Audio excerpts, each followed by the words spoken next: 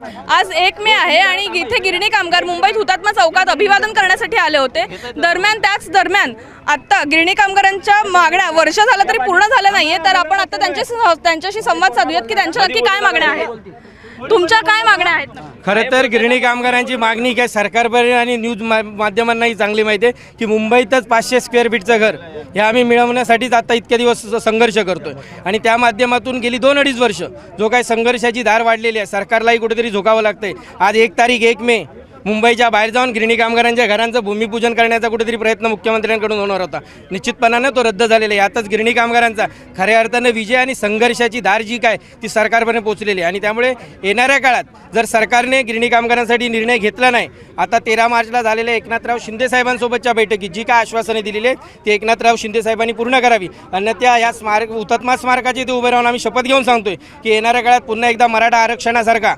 मोर्चा निश्चितपणानं सरकारला पाहायला मिळेल।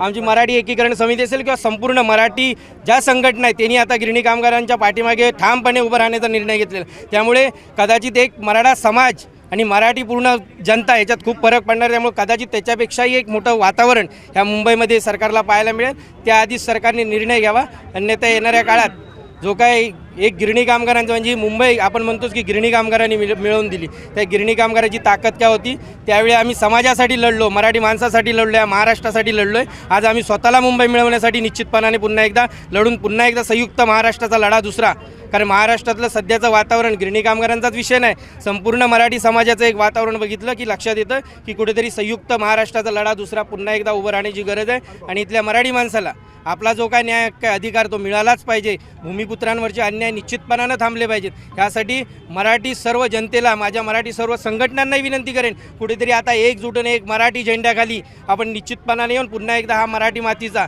छत्रपतींचं स्वराज्य असेल, आपली ही माती पुन्हा एकदा आपल्याला सुजलाम सुफलाम करून तिचं पुन्हा एकदा रक्षण करण्याची आवश्यकता आलेली आहे। पण जर मागण्या पूर्ण झाल्या नाहीत किंवा जी आश्वासनं दिलेली आहेत ती पूर्ण जर झाली नाहीत तर मग काय पवित्रा उचलणार आहात तुम्ही? आम्ही आझाद मैदानामध्ये पुन्हा एकदा बेमुदत आंदोलन, सामूहिक उपोषण चालू होईल 25,000 गिरणी कामगारांचं। आजपर्यंत जवळजवळ 13,000 ते 14,000 गिरणी कामगारांची नोंदणी झालेली आहे। हा 25,000चा आकडा जसा पूर्ण होईल त्यानंतर सरकारला आम्ही एक इशारा देऊ आणि त्या पद्धतीने आझाद मैदान पूर्ण भरलेलं सरकारला पाहायला दिसतं।